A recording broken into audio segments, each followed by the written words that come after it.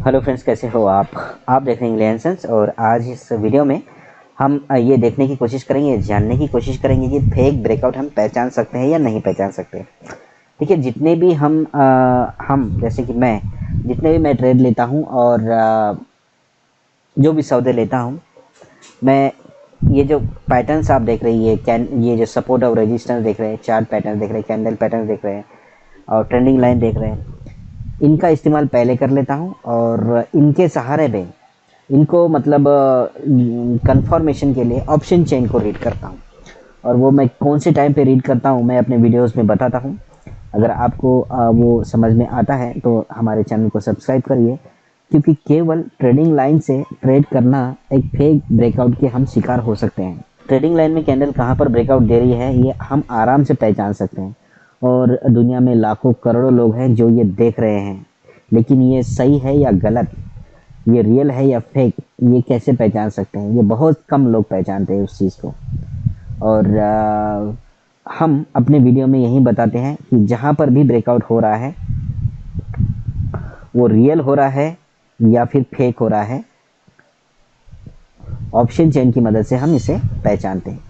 तो इस वीडियो में मैं आपको ऑप्शन चेन की मदद से ही बताऊंगा कि हम कैसे पहचानेंगे कि ये रियल ब्रेकआउट है या फेक ब्रेकआउट है।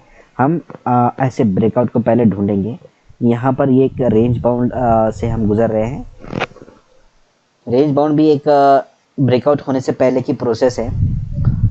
इस एरिया में जो ब्रेकआउट है ये तो हम रियल कह सकते हैं, क्योंकि कोई भी इसमें हमारे साथ ये नहीं हुआ, क्योंकि यहाँ पर हैमर भी बन गया है।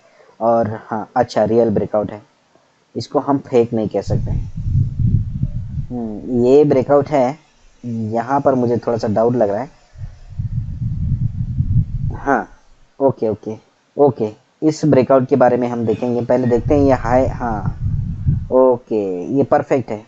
इस एरिया में आपको कहीं ना कहीं फेक ब्रेकआउट दिख रहा है। ये आप कैसे पहचानेंगे? तो पहचान लीजिए, नहीं तो मैं तो बता ही रहा हूँ आपको। ठीक है, मैंने जैसे कि आपको पहले बताया था कि मैं ट्रेड करता हूँ, तो मैं सबसे पहले ट्रेड लाइन का इस्तेमाल करता हूँ। यहाँ पर मैं आपको बताता हूँ, इस एरिया में देखिए, यहाँ पर एक राउंडिंग पैटर्न बन गया था, है ना, राउंडिंग टॉप बोलते हैं इसको। ये भी बहुत डेंजर पैटर्न है, बहुत जल्दी आपको पैसा कमा कर देता है। तो अब इसकी तो हम बात फिलहाल नहीं करेंगे, लेकिन ये एक लाइन खींचने की ज़रूरत नहीं है, यहाँ पर ऑलरेडी है। देखिए, यहाँ पर ये चल रहा है, मैं इससे खींचता हूँ। ये एक टॉप है, यहाँ से ये लाइन गई, ठीक है, ये मान लीजिए सीधी लाइन है, ये टेढ़ी मेढ़ी तो है। अब मैं कुछ लाइंस खींचता हूँ, यहाँ से लेकर, ये टॉप है ना, यहाँ से बाजार नीचे आया ना, यहाँ से नीचे आया, ये इस हाई को लिया इसने। अब इसी तरह से एक लाइन खींचते हैं, ठीक है, ये एक ट्रेंड लाइन हमने यहाँ पर बनाई, ट्रेंडिंग लाइन। तो इसको मैं आपको एक चीज़ बताता हूँ, आप ट्रेंडिंग लाइन कैसे भी बना सकते हैं। ये विक यानी कि टेल को भी ऐड कर सकते हैं, क्योंकि प्राइस तो वहाँ तक आई ही थी। और उसके बाद आप इसका जो रियल बॉडी है उसको भी आप ऐड कर सकते हैं। आपकी लाइन तैयार होनी चाहिए। एक ट्रेंडिंग लाइन यहाँ पर तैयार हो गई, ठीक है, एक डिसेंडिंग पैटर्न तैयार हो गया। ये एक देखा जाए ना तो ये एक बुलिश पैटर्न ही होता है ज़्यादातर। अगर ज़्यादातर मैंने तो देखा है कि वैसे ऐसा नहीं है, इसके बाद भी गिरावट आ जाती है। यहाँ से बाजार गिरेगा और तेज़ी से गिरेगा, ये डाउन ट्रेंड में होता है। लेकिन जब बाजार बहुत नीचे है और ऑलरेडी बाजार ओवरसोल्ड जोन में है और इस तरह का पैटर्न बनता है, तो डेफिनेटली ये बुलिश पैटर्न, इसका जो एंड है, इसके बाद में जो बुलिश पैटर्न वो स्टार्ट हो जाता है, ठीक है, जैसे कि यहाँ पर हुआ है, आप देख रहे हैं। तो यहाँ पर हमने ट्रेंड लाइन बनाई है। देखिए, गौर से समझना इस बात को, मैंने कैसे देखा और पहचाना, और कैसे मैं आपको बताऊंगा। एक लाइन देखिए, यहाँ पर इस हाई को टच किया, इस हाई को टच किया, बाजार नीचे आया और यहाँ पर इस लो के पास आया। उसके बाद यहाँ पर वापस से इस हाई के पास आ गया।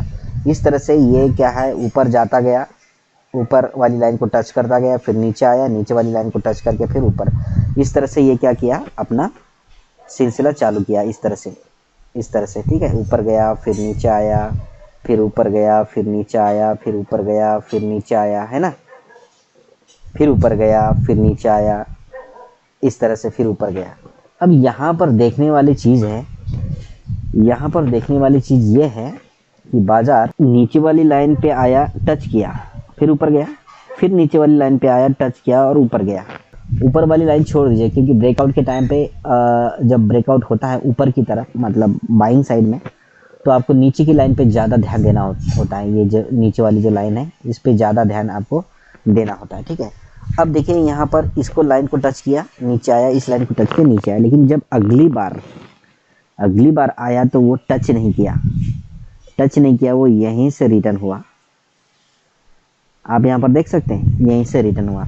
यहीं पर अगर आप ऑप्शन चेन को पढ़ते हैं ना, ऑप्शन चेन को अगर आप पढ़ते हैं, ओपन इंटरेस्ट आप जानते हैं, तो आपको यहीं पर ओपन इंटरेस्ट को देखना चाहिए, कॉल साइड का भी और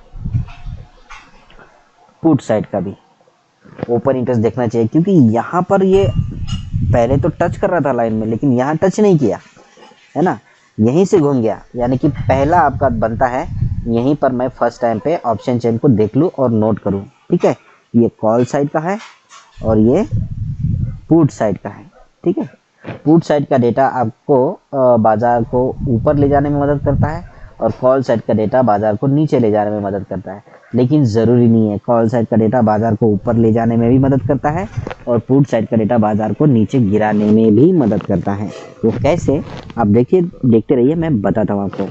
तो यहाँ पर ये प्राइस बगैर इस लाइन को टच किए यहाँ से रिटर्न घूम गई और वापस चल गई। यहाँ पर फर्स्ट टाइम आपने नोट कर लिया, ठीक है, जो भी डेटा आपके पास आया वो नोट कर लिया। उसके बाद वापस ऊपर चली गई, फिर नीचे आई। अब इस बार ट्रेन लाइन से काफ़ी दूर वहीं पर रुक गई। अब यहाँ पर अजब सी हरकत मतलब हो रही है ना, अजीब विचित्र नहीं। यहाँ पर पहले बड़े बड़े कैंडल बन रहे थे, हरे भी बन रहे थे और लाल भी बन रहे थे। यहाँ पर कैंडल भी छोटे बन रहे हैं और टेल बहुत बड़ी बन रही है। अब यहाँ पर एक चीज़ हो रही है, आपको दिख रही है कि नहीं पता नहीं, लेकिन मुझे जो चीज़ दिखी वो चीज़ ये है कि आप देखिए, इस कैंडल से लेकर इस कैंडल तक जितनी भी कैंडल्स बनी, उस कैंडल्स का जो लो है, या फिर आप क्लोज प्राइस कह दीजिए, यहाँ पर आप क्लोजिंग प्राइस लेंगे तो बेटर रहेगा। आप लो भी ले सकते हैं, लेकिन लो नीचे चला गया तो लो को छोड़ दीजिए, आप क्लोजिंग प्राइस लीजिए। इस कैंडल को कोई भी कैंडल तोड़ के नीचे नहीं गई, इसको भी नहीं, इसको भी नहीं, इसको भी नहीं, इसको भी नहीं, कोई भी कैंडल किसी भी कैंडल के नीचे जाके क्लोज नहीं दी।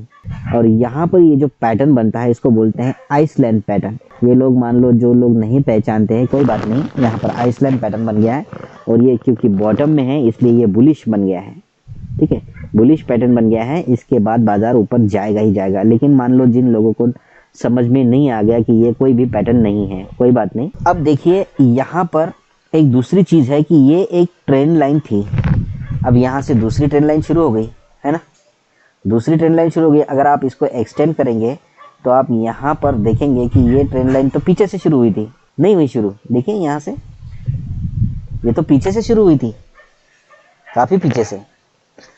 और आप एक कहीं से भी, जहाँ से ये शुरू हुई थी, आप वहाँ से एक दूसरी लाइन भी बना सकते हैं।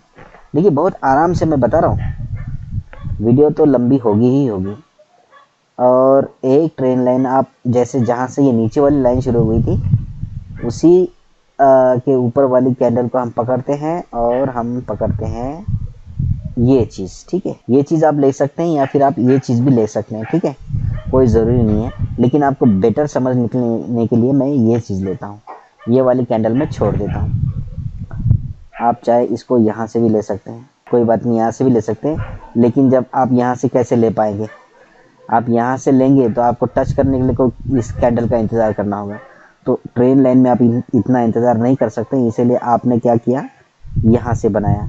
यहाँ आपको पता चला रही ये वाला हाई जो है इस वाले हाई को टच हो रहा है ना, तो इसका मतलब यहाँ से एक ट्रेन लाइन बन रही है। तो वैसे देखा जाए तो रियल ट्रेन लाइन ऐसे बनती है, यहाँ पर बनती है, ठीक है, यहाँ पर बन गई। अब यहाँ पर एक ट्रायंगल, जो डिसेंडिंग लाइन जा रही थी उसके अंदर एक ट्रायंगल पैटर्न बन गया है। अब यहाँ पर अजीब सी हरकत होने लगी है, तो आपको लगा कि ऑप्शन चेन का डेटा रीड करना चाहिए, मुझे तो लगा था, तो मैंने यहाँ पर रीड किया। यहाँ पर मुझे एक हैंगिंग मैन टाइप का दिख रहा है कुछ ना, हैमर तो नहीं, आप हैंगिंग मैन कह सकते हैं। हैंगिंग मैन टॉप में बनता है, ठीक है, ये बॉटम में बन गया। उसके बाद डोजी बन गया, फिर छोटे छोटे कैंडल्स बन गए, कुछ तो लोचा है। ओपन इंटरेस्ट चेक करते रहिए, चेक करते रहे, राइट करते रहिए। पहला नोट किया 11 बजे नोट किया, फिर आपने 11:05 नोट किया, फिर 10 मिनट पे किया, फिर 15 मिनट पे, इस तरह से नोट करते रहिए। लेकिन ये जो लास्ट वाला जो कैंडल है, इस ट्रेंड लाइन के जस्ट पास वाला, यहाँ पर एक डोजी बनता है और बाजार तेजी से ऊपर जाता है। तेजी से गया था इस दिन बाजार ऊपर, यहाँ पर आप देख सकते हैं, ये कैंडल बताती है कि तेजी से गया था बाजार। तो तेजी से ऊपर गया तो लोगों को लगा कि अब क्या हुआ, ब्रेकआउट हो गया, ब्रेकआउट हो गया, जो बहुत ज़्यादा समझदार लोग थे। लेकिन कुछ लोगों को लगा कि ब्रेकआउट नहीं हुआ, वो रुक गए। अब कुछ लोगों को लगा होगा कि ये फेक ब्रेकआउट है, बहुत सारे लोग हैं, तरह तरह के लोग हैं, लेकिन यहाँ से ब्रेकआउट हो गया था। अब बाजार क्या किया कि ये कैंडल तो बड़ी बनी और उसके बाद यहाँ पर फिर क्या बना, डोजी बना, छोटी सी कैंडल बनी। तो छोटी सी कैंडल बनी तो ये छोटी जो कैंडल है, यहीं पर सारा खेल शुरू होता है। ये जो छोटी कैंडल बन रही ना, ये वाली, इस कैंडल ने कर दिया गड़बड़ बाजार में, लोगों को ट्रैप कर दिया। अब ये बहुत तेजी से तो गई यहाँ से ऊपर, लोगों को लगा कि बाजार ऊपर जाएगा, लोगों ने किया खरीदारी शुरू। लेकिन अब ये डोजी बन गया। तो भाई ब्रेकआउट में तो ऐसा नहीं होता है, ब्रेकआउट में तो बहुत तेजी से कैंडल बनती है। तो ये कैंडल क्या हुआ, छोटी बन गई। तो लोगों को क्या लगा कि ना, गड़बड़ है, बाजार नीचे जाने वाला है। यहाँ पर जो लोगों ने ऑप्शन चेन को रीड किया होगा, ये वाली ऑप्शन चेन को, कॉल साइड पुट साइड दोनों ऑप्शन चेन को जिन लोगों ने रीड किया होगा, वो लोग तो समझ गए कि भाई ये गड़बड़ है कुछ। तो कैंडल बनी छोटी, उसके बाद रेड कैंडल बनी, लोगों को और कंफर्म हो गया। यहाँ पर लोगों ने क्या किया, पुट बाय कर लिया। जो बहुत ज़्यादा समझदार है उन्होंने क्या किया, पुट को बाय कर लिया, यानी कि उनको लगा कि अब बाजार ऊपर जाएगा। जो सिर्फ ट्रेड लाइन का इस्तेमाल करके ट्रेड करते हैं। बाजार आया नीचे, बिल्कुल ज़रूर, यहाँ पर आया, यहाँ तक आया, जितना यहाँ से गया था उतना ही बाजार नीचे आया। लेकिन बाजार कहाँ तक नीचे आया, उसी कैंडल के पास, उसी ट्रेड लाइन के पास, है ना, जो दोबारा से ट्रेड लाइन के अंदर और एक ट्रेड लाइन बन गई, उसके पास आया। अब बहुत सारे लोगों ने यहाँ पर क्या किया, पुट बाय कर लिया। जब अब स्मार्ट मनी को लगा, यानी कि जो बहुत बड़े बड़े पैसे वाले लोग हैं, उनको लगा कि बहुत ज़्यादा लोग फंस गए हैं, अब इनका स्टॉप लॉस, क्योंकि यहाँ से बाजार तेजी से गिरेगा ऐसा लग रहा था। क्यों पता है, क्योंकि ये सपोर्ट के नीचे था ना, रेजिस्टेंस के नीचे था ना, तो रेजिस्टेंस के नीचे जाएगा बाजार ना, तो जो दूसरा सपोर्ट है ये वाला 44,300, यहीं तक आके बाजार गिरेगा। यानी कि तकरीबन 150-200 पॉइंट। डेफिनेटली लोगों को यही लगा होगा कि 200 पॉइंट से नीचे बाजार रुकेगा नहीं, और यहाँ पर पुट बाय कर लिया और बाजार आया नीचे। और यहाँ पर जिन लोगों ने ऑप्शन चेन को पढ़ा,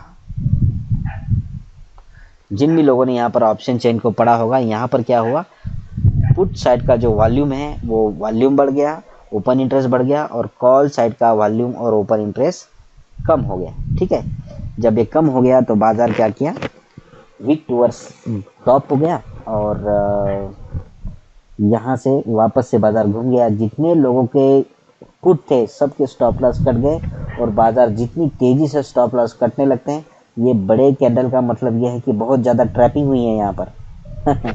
ये भी चीज़ देखने वाली है, ये चीज़ बहुत कम समझ में आती है।